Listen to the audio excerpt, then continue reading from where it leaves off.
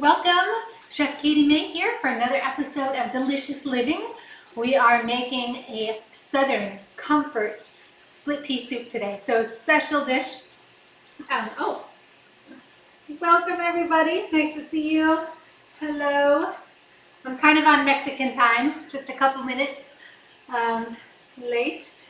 The community here is awesome. So great to see you guys all. We have a little bit of a competition tonight. There's a big debate happening, so thank you for being here. The replay will be just as great if you guys aren't with us live, so don't worry about that. But I am going to keep it pretty short because this dish is just that easy. Comes together really quickly and I have everything prepared.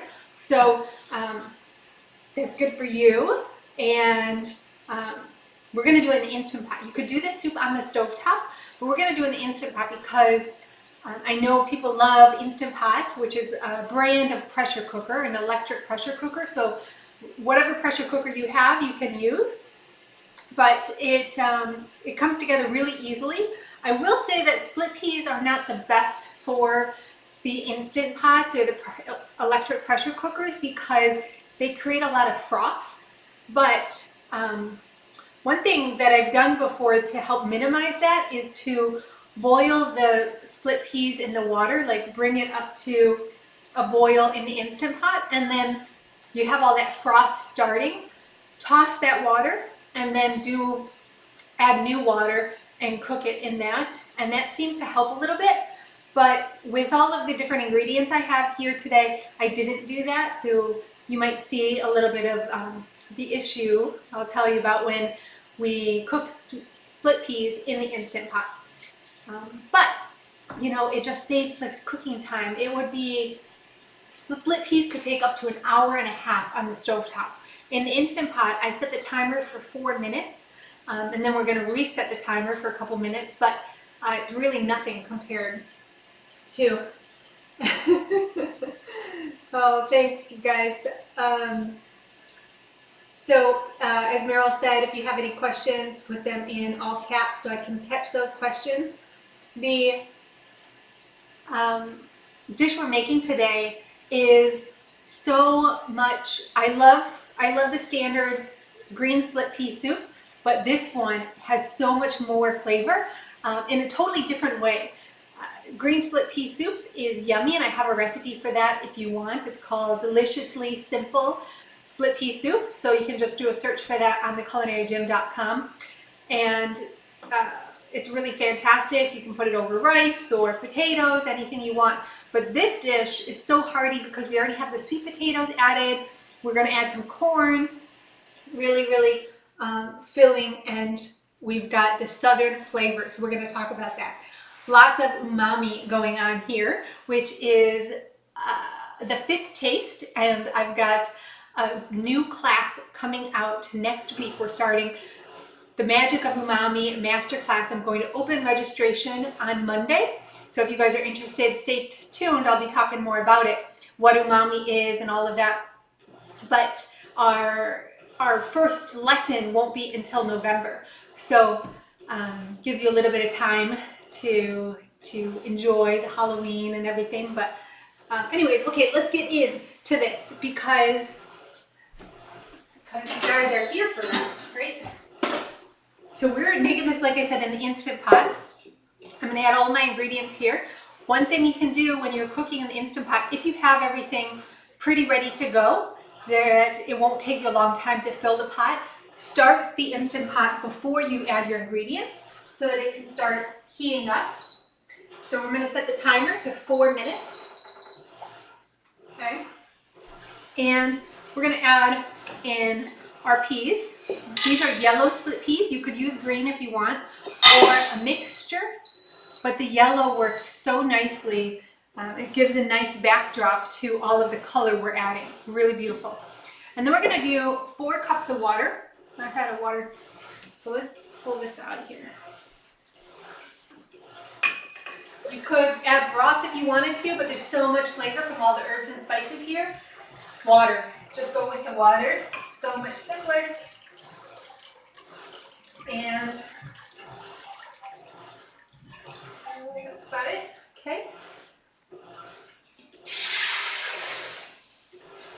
and then we're going to add in our onion. So I have 1 small onion. If you guys are on my email list, you got this recipe today. If you're not on the email list, Meryl, if you could share the link for everyone to get the featured recipe today. Actually, Meryl, if you want to just share the link here today too, that would be, do that. To share the link to the recipe.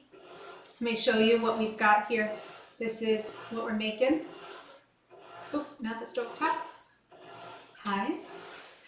So this is our, I'm following the Instant Pot directions, but these are all of our ingredients here. So we have, close this window. The water, the split peas, 1 onion, garlic granules, all of our spices here. So we'll add those in a minute. And yeah, I have directions here for the stovetop and for the Instant Pot. So depending what works better for you, you could do either one. And normally I do invite you guys to join the email list, our email list, to get the recipe, the PDF, because then you'll get all of the future recipes, notifications of our live show every Thursday, plus the featured recipe every week. So it's great to get on that, but I don't believe I'm getting on an airplane tomorrow and kind of doing last minute stuff, and I don't know that that automation was set up with the recipe. So just get the link in the email in the comments, and then also get on our email list. And you can get on the email list just by going to theculinarygym.com, and there's an updates button in the menu bar, and you can jump on our list that way. So like I said, we're going to add all of our spices here. We're doing garlic. You can do fresh granules if you want to, but I'm going to do garlic granules. If you were doing fresh, if you like garlic, it'd be about 6 cloves for half a tablespoon of the garlic granules, which might seem like a lot, but those aren't large cloves. So if you use large cloves like I do, you probably only need about 3 large cloves would be great. We're going to add thyme, a teaspoon of thyme here. So what makes Cajun food or Southern food is a mixture of herbs like the thyme and oregano, plus the spice, plus the heat. So our oregano, half a tablespoon.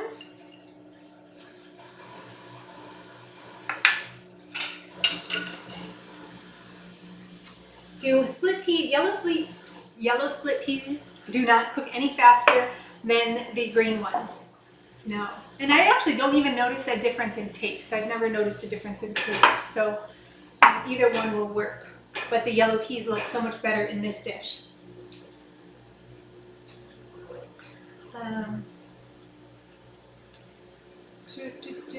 Okay, so our other spices here, cayenne, we're going to do 3/4 a teaspoon. Which might seem like a lot, but this is a Southern dish, so if you don't like the spice, just go a little bit easy on those, but I'd still add a little bit because it really makes the flavor amazing. Smoked paprika, same amount, 3/4 a teaspoon. This one, you might even love smoked paprika and want to add a lot more. By all means, you can do that. And then our dried rosemary. Our rosemary, I'm going to put into our mortar here, so we can, we're going to do a little extra, it'll be easier. No, you know what, it'll take longer, easier to grind, but take longer. So we're just doing about a teaspoon. And the reason I'm doing this is because my rosemary is dried twigs. If you get powdered rosemary, you don't need to worry about this, but I prefer to buy the twigs because they are not as processed, and I do like a little bit of texture. I just don't want a whole twig. And then you get little bit of a workout here, but not bad at all. You could, if you didn't have a mortar and pestle, you could just do this in a spice grinder. And if you're doing that, then I might as well I'd grind a whole bunch at once. Okay. So, any questions? You guys, this dish, like I said, is amazing flavor. The spices add umami. It's savory. Umami, think savory deliciousness. It's our fifth taste. The first four tastes are sweet, sour, bitter, salty, and then umami is the fifth one because we've had those four tastes for over 2,000 years. Umami was just discovered in 1906, and it wasn't an actual taste, like classified taste, until 2002 because they had to identify the taste buds on the tongue in order to call it that. So that's why it's the new taste. It's very new to our, because the first four tastes were identified over like 2,000 years ago, Aristotle's time. Okay, we're just gonna add, I don't want to add all of this. There we go. And so what it adds, umami, is savory. Umami means savory. Okay, and this dish is savory because of the split peas, also the sweet potatoes, the greens a little bit, not as much, our bell pepper and the corn, definitely the corn, and then all of our spices. And the number one umami rich ingredient we're adding is nutritional yeast. So nutritional yeast is basically sprinkling umami on your food. It's the easiest way, one of the easiest ways to add umami to your dishes. But there's a lot more. So just seeing how much we're putting in here. This is optional. I'm going to put in two tablespoons. The recipe calls for a quarter cup, but 1 to 2 tablespoons will be enough if you don't want to do a full quarter cup. And you can leave it out if you'd like to. It's delicious that way. I have another dish going right now, so we can pull that when, after I put this all together, we'll actually serve up our soup that's already going. And I didn't add any nutritional yeast to that one. Okay, so you can do it without if you want to. Let's see. The other 3 ingredients here are peppers, our corn, sweet potato, collards. We're not going to add them to the pot initially. We're going to get this going and then we'll add them. So I actually want to release, let me not confuse you. What we're going to do with this pot, it's all ready to go. We have 4 cups of water, the split peas, spices, onion, all in here. I'm going to put it in our Instant Pot. Oh, this one. So it actually started without me because it took so long. So we're going to reset this to 4 minutes and we will close this up. Okay. And now we'll let it build to pressure. This one I've already have going, but it's not too pressured yet. So it still says on. It doesn't have the countdown timer yet. Once it's to pressure, then it will count down the timer. Oh, right there, 4 minutes. So in 4 minutes, we're gonna release the pressure and then we can add our next ingredients here, okay?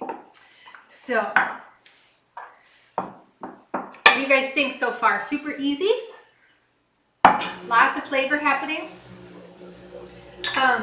The umami, any questions on this? Because I could just go off, talk for hours, literally about umami. But I want to, a lot of that we're saving for the master class, the class that's starting next, not this Monday, probably the following Monday in November. And it is a game changer.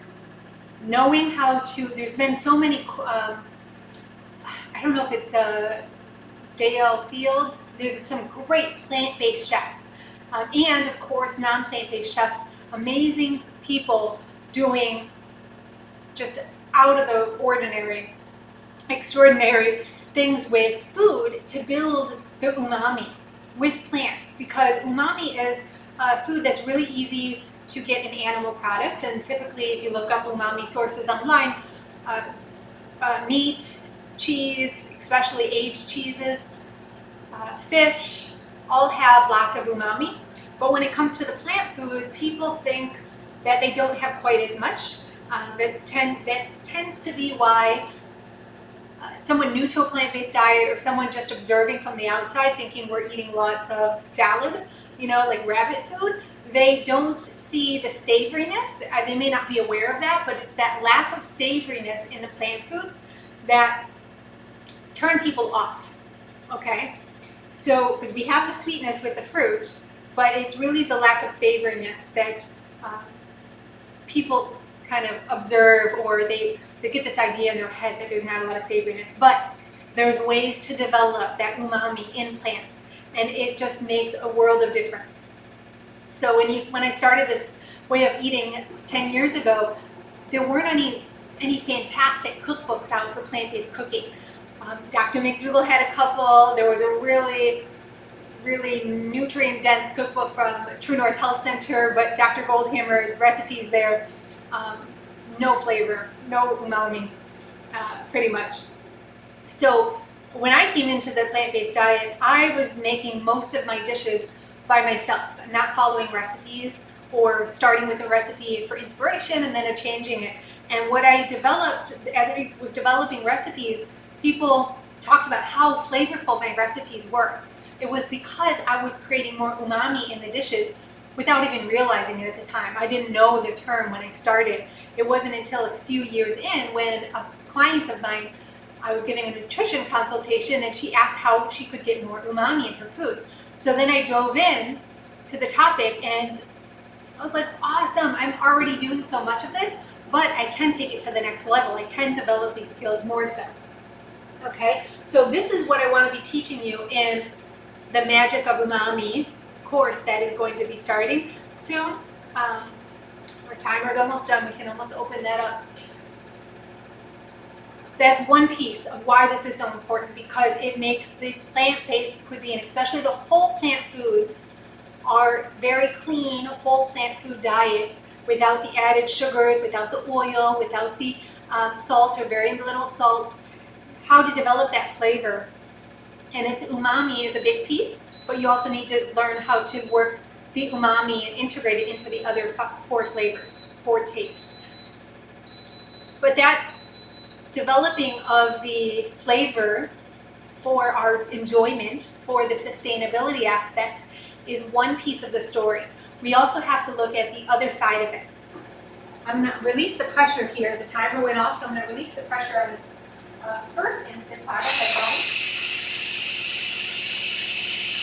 Once that's done, steaming, that valve is loose, then we can open it up and we'll add our next ingredients. So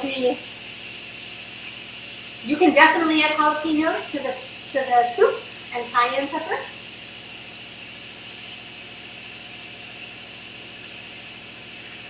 Yes, Carolina, if you have all of the tastes, the 5 different tastes in a dish, that's a fantastic, and you want them to be balanced and a good combination of the different ingredients, but generally, the more you can balance the different tastes, sweet, salty, sour, bitter, and umami, the more flavor the dish will be. But you don't have to have all 5. It might be like a sweet and sour dish. Sweet and sour are the main tastes that you have. A lot of times you might find 3 or 4 in a dish. Generally, just 2 alone won't be as well-rounded. So think more 3 of those tastes in one dish. Okay, so let's open this guy up and we'll add our next ingredients. Perfect. And I want to show you the soup. Let's pull them out. Pull this guy out of here. Okay, and I'll show you I'll use this camera here to see how it works.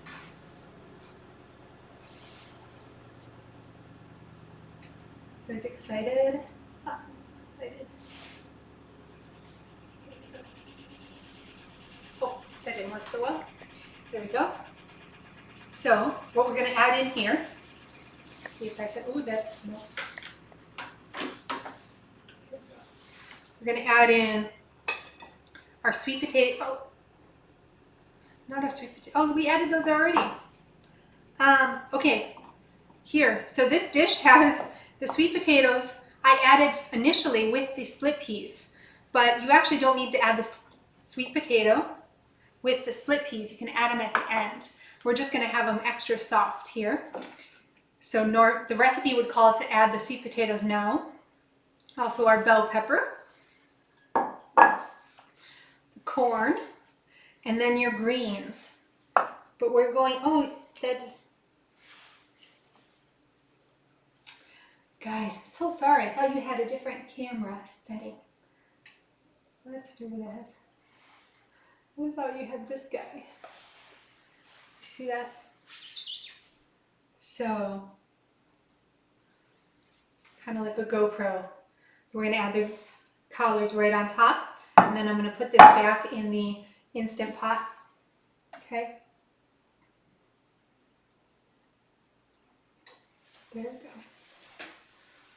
Oh, guys. All right, so this is going to go back in the Instant Pot without stirring it. No need to stir it. And we're just going to put the timer on for 1 minute. Okay.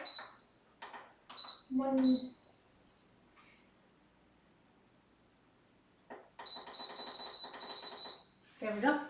And I don't bother stirring it because those greens on top, we actually want them to be minimally cooked. So you could even, what I would have done if I didn't actually drop a couple extra sweet potatoes in there, what I would have done is just turn the timer to 0. You can let it go to build to pressure and it won't even count down. It'll just immediately, the timer will go off because you had 0 minutes on there, and then it will start releasing the pressure. That's what you can do if you do add the sweet potatoes initially with the split peas. So let me know if you have any questions about that.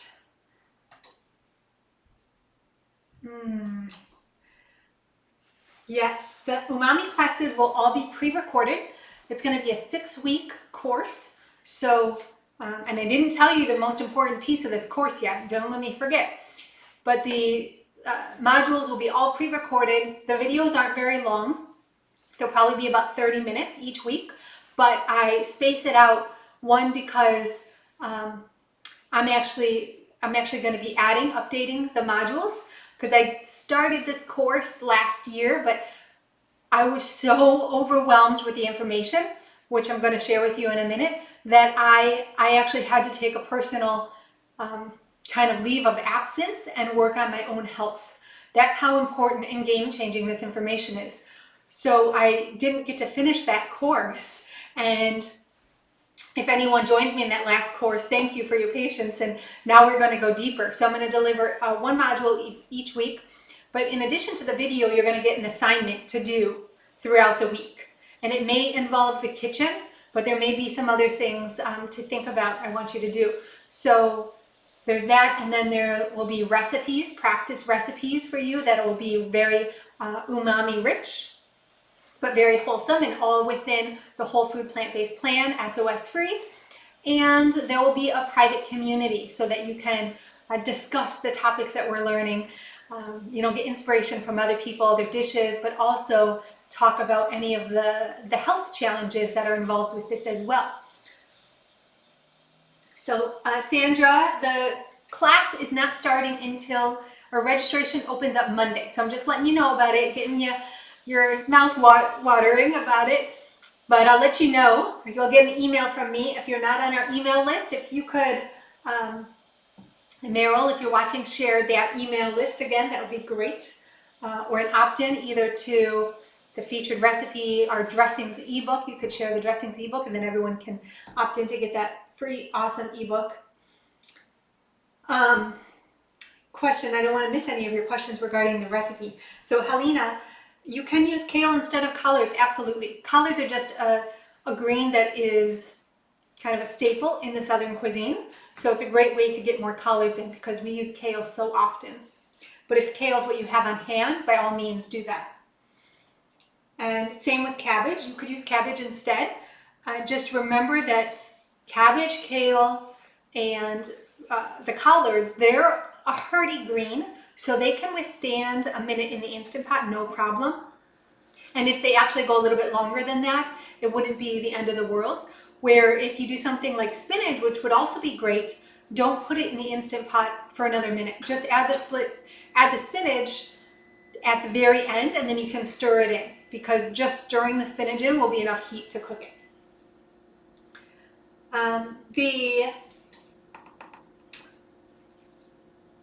The umami course is not going to be delivered live, so I'll send out an email in the morning, and you can watch the videos whenever you like, and you get access to them, and it's lifetime access. So once I give you a course in my ecosystem, you get the courses for a lifetime, okay? The community is not so. The community only lasts through the period of the course, but we'll talk more about that.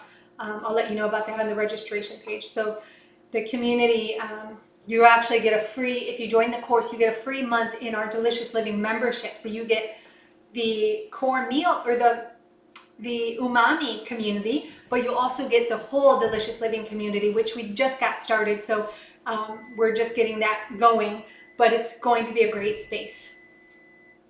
So I've got 4 minutes left on this one, and the other one is still building up to pressure again. Okay, what I want to tell you, kale would be excellent in the split pea soup, as in the green split pea soup as well. And I add different things there every time, sweet potato or cauliflower often, so you can do a lot there. This dish, so what I got to tell you about the health aspect is it's not so happy. You might not be as happy about it as I am, unless you are dealing with disease and you're kind of like wondering what you're doing wrong, or you've tried everything and you're still not having results. The umami flavor, the signaling molecule that delivers the umami flavor comes from a protein called glutamate. Well, it's not even a protein, it's an amino acid. So it's just one single amino acid called glutamate, and this creates the umami flavor.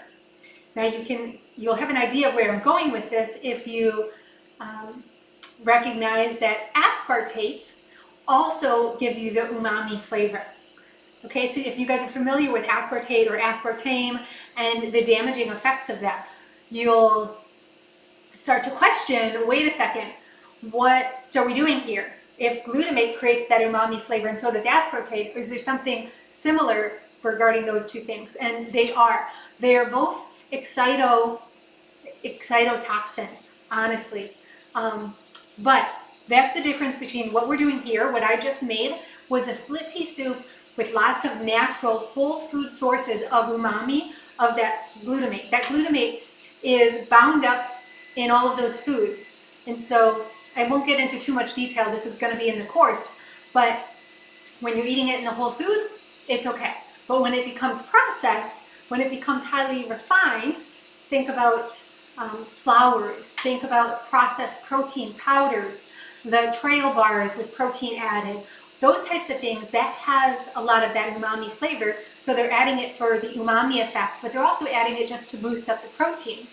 You know, protein is like the nutrient we want. Even in the plant-based space though, we don't acknowledge the harmful effects of processed protein as much as we do processed sugar or processed carbs or processed fat, extracted fat, right? We extract the fat, we don't want the oil, that's damaging. We process carbohydrates into refined sugar, we know to avoid those. But when it comes to processed protein, in the protein world, we're almost stuck on animal protein being bad and kind of, you know, shunning that and telling people how the animal protein, too much protein, is damaging to our liver and our kidneys, and we just don't need it. But we don't get into the processed plant proteins nearly enough. And those processed plant proteins are an excellent source of processed glutamate and lots of umami, which is why we like vegan processed foods so much, one of the reasons. But they are also very damaging to our health on many different levels. And I'm going to go all deep into that in the class. We talk about neurotoxicity, so our neurons and our brain health. We talk about diabetes and other autoimmune conditions, including the thyroid. We talk about just inflammation in general, whatever you're dealing with inflammation. Also mood, your emotions. So if you're getting kind of a bipolar, lots of highs and lows, that could be affected by the umami. There's so many things that are going on here, and I am really excited to get deep into the science with you on this, as well as give you lots of strategies, techniques, tips, resources, like spices and recipes, the things to make more of that natural umami so we can enjoy this lifestyle beyond a very simple, healthy, whole food, plant-based diets like we, most people were doing 20 years ago. And, we hadn't, as a collective society, we hadn't yet developed our skills with the plant-based cuisine to the point that we have now. So I hope that excites you guys, because I'm clearly excited about it.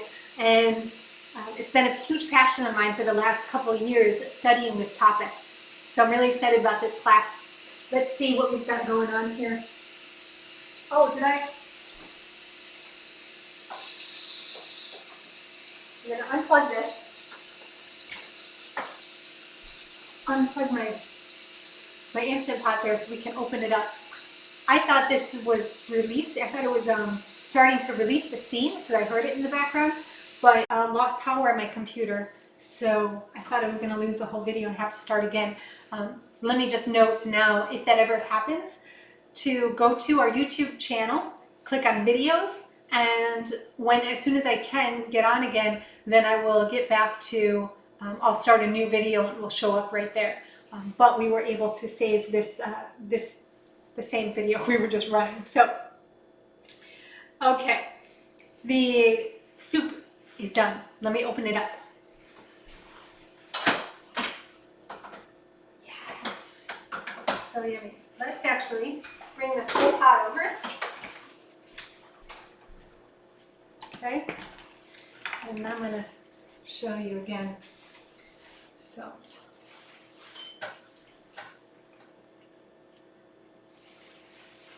this is our soup here, nice and steamy, right? Okay, I'm going to stir it up.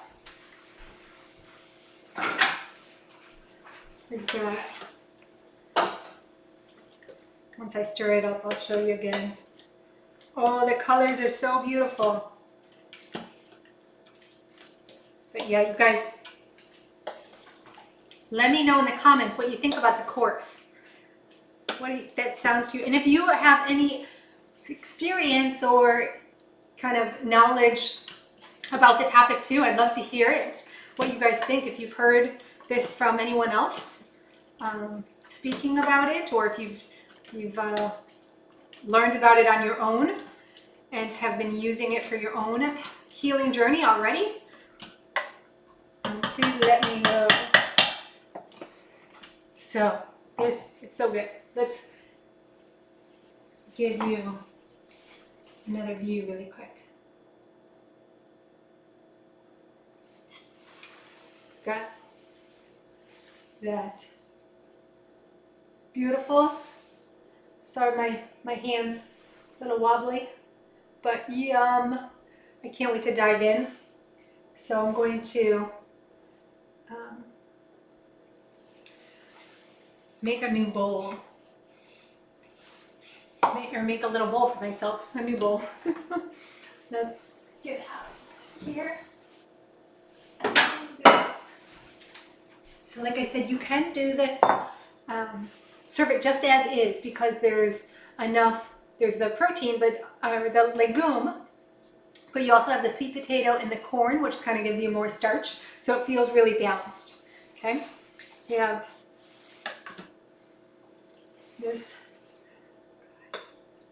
and the split peas are totally cooked and everything as is, but when I make my green split pea soup, I like the split peas extra mushy, so it's really, really creamy.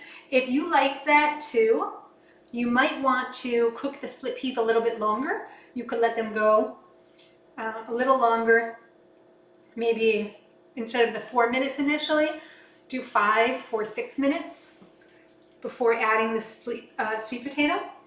Also consider that if you like really creamy soups, the sweet potato, if you add it initially with the split peas, it will be a lot softer and it will start to disintegrate and create a really creamy base with the split peas.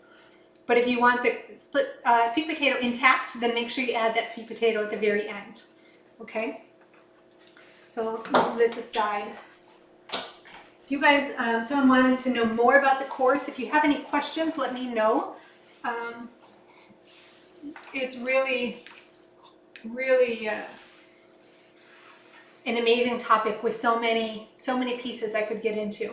A lot of politics and economics, a lot of science on top of the culinary aspect of it, but it's really going to be a great class. So it is a soup. Where's the liquid?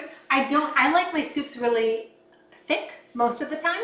So I took out and I had a spoon that had holes in it. So I took out most of the, the hearty stuff. There's still water in it, but I have a little soup here. You can see at the bottom of my dish, or a little broth, you could say.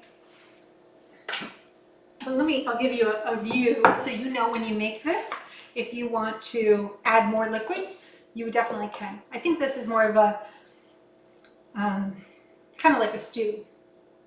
But when I make split pea soup, even the green split pea soup, I like it really thick too. Not too thick, but here, let's show you the camera. Again.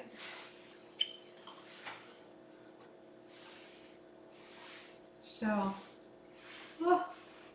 you can see a little bit of that water down there, right? If you want more than that, by all means add it. So sorry, this camera.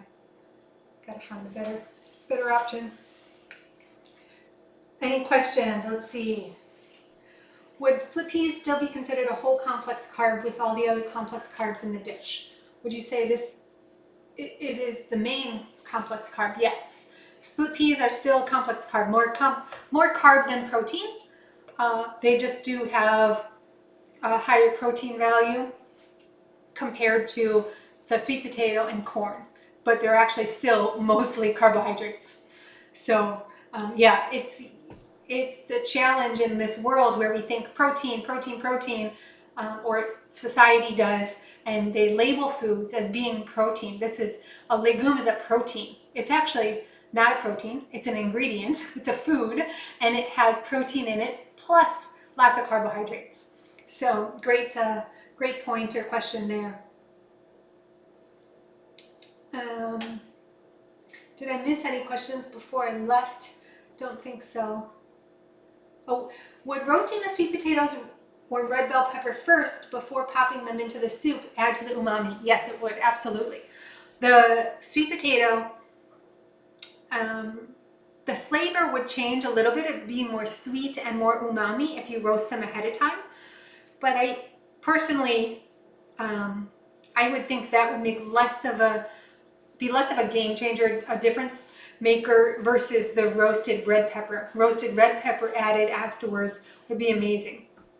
Because when you roast sweet potatoes, a lot of that flavor that develops is in the skin, plus the sweet potato flesh, but a lot of it's in the skin, and then you just remove the skin. The skin you're not going to add to the soup. Would just kind of add to messiness. But if you really wanted to, you could, because that skin is, totally edible and nutritious as well, and good flavor. It would just kind of not make the soup look so pretty. So, any other questions? What spices we did? Thyme, oregano, garlic, rosemary, cayenne pepper, and smoked paprika. So we've got 2 spices in there and 3 herbs plus the garlic. But you can switch out the spices if you'd rather have red pepper flakes or whatever you have on hand. Chili powder would work, but a combination of herb and spice.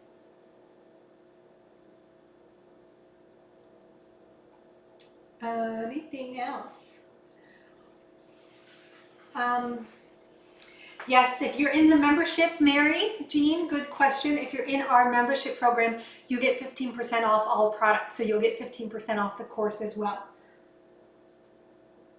And, oh, you made it this morning, Mary Beth, with yellow lentils instead. That's great. You could also do, instead of yellow lentils, you could do a chana dal, which chana dal is generally, I find them split.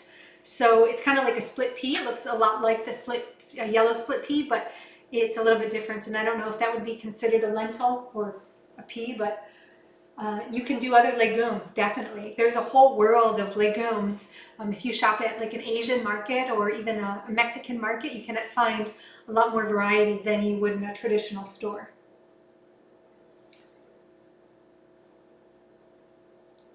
All right. Is the corn a GMO food? Most corn is. Not my corn. I buy organic corn always, and frozen. I don't buy corn on the cob anymore unless I can find it organic because of that GMO issue, and I recommend not getting any GMO foods. So corn is the one that is big GMO.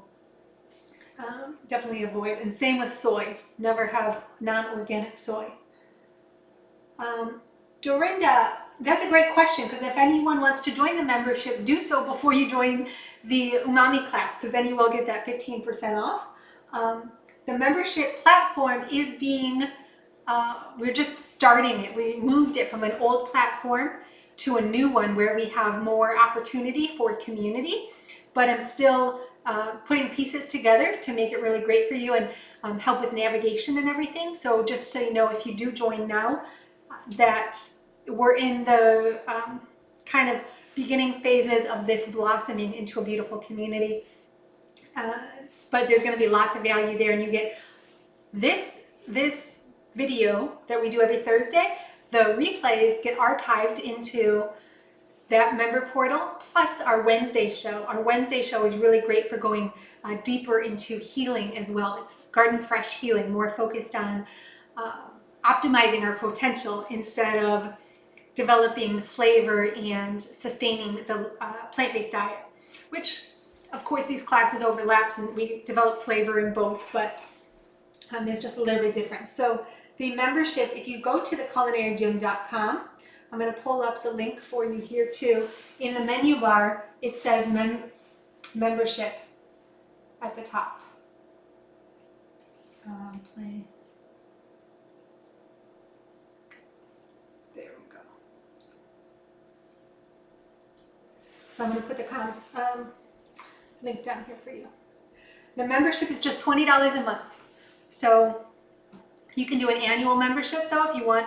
You get 2 months free, and that would be $199 a year. Otherwise, it's just $20 a month. So pretty affordable. We do, I'll tell you right now, we do the second cooking show, Garden Fresh Healing. It's Wednesday mornings. And that one is on Zoom. So you get to interact with me and all of the other participants if they want to share their video. They don't, no one has to, but it's a more intimate setting and just a little bit different style, still in this kitchen, a little bit different. And then we also do 2 special events every month. We do a live Q&A. Our first one is actually going to be next Monday, or this coming Monday. So that Q&A session is also more intimate on a Zoom call, and I can answer any questions you have directly. We can talk about any recipe or get into nutrition. I have a master's in nutrition, so and a degree in human biology. So I love talking about science and healing on all different levels. And then our second event is a conversation with a guest expert. So we have informal conversation going deep into a topic that would be of interest to a lot of people in the community to help us on our healing journey. So Chef AJ recommends eating raw or steamed vegetables before the grains and complex carbs. Yes. So if you're wanting weight loss and if you have that mindset where you want it fast and you want the healing faster too, that is a great recommendation. Not everyone is willing or interested in eating a vegetable before a dish like this that already has a lot of vegetables, but I think the more greens and more raw food, more steamed that you can get, the better. So for this dish, what I'd start with is a big salad because it's so different, and then you get a lot of the raw vegetables. But if you wanted to do steamed, broccoli and more collards, because we only have, I put 4 collard leaves in here, but you could easily add up more. You could do a whole bunch. And if you wanted to, you could just have some of those collards ahead of time with your broccoli, Brussels sprouts, cauliflower, any steamed vegetables would be good. Irene, if you could just get the recipe, that would be easiest for you, so you don't have to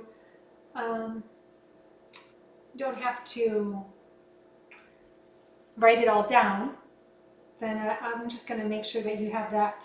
I'll share the recipe link to you. Usually I give people, like I was saying earlier, get you to sign up on our email list so you get all of the future recipes. But I'm going to share it in the link here. And if you want to get on our email list, then go to theculinaryGym.com, and in the top menu bar that says updates, and click that button, and then you can sign up for the email list.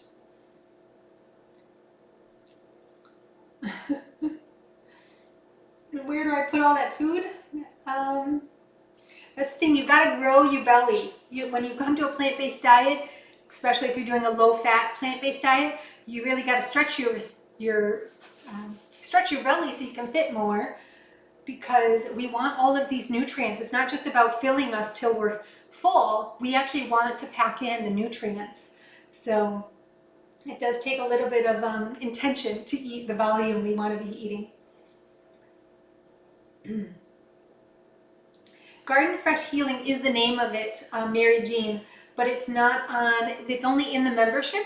So, and that in the membership, we're building that out. But Wednesdays in the membership, and if you're in our membership on that portal, when you go to the live events, hit past. There's a little section that says like the last 7 days, last month, something like that. And so look at all the past events, and then you'll see the recent Garden Fresh Healing show we just did. When everything is migrated to the new platform, will there still be a login to the Culinary Gym or a different one? It's a different one. Our training platform is on one site, because the structure of the sites are so different. The training platform allows people to go through the courses module by module, click on complete to make sure that we can track completions, because we want to be giving certifications. We haven't gotten there yet, but it's a totally different, just a different experience. So there'll be 2 login details, and then the community is separate. And the community or membership, you can think of them as the same portal. Okay, so this is the dish.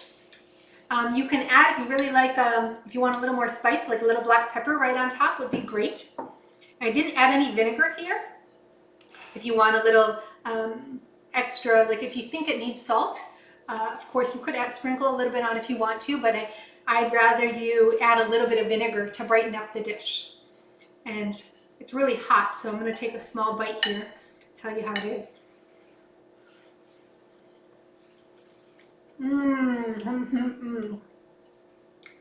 Yes, so delicious and so southern.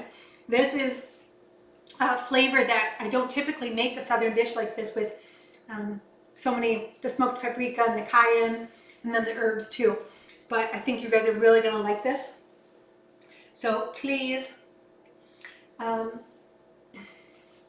make it this weekend. Make it tomorrow morning. I've been having a lot of soup for breakfast.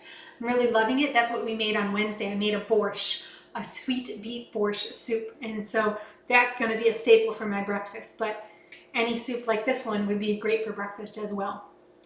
Okay, so I will see you guys next week, unless you join us earlier for the membership, and then I'll see you on Wednesday, possibly. Otherwise, I'll be here next week, Thursday, except I'm not going to be here. I'm going to be somewhere else. I'm going to be back in California for a little bit, and excited to to keep sharing with you these delicious meals to bring more flavor, vitality, and joy to the plant-based lifestyle. So thank you guys for being here. Enjoy the debate. If you watch that, very interesting. And have a delicious weekend.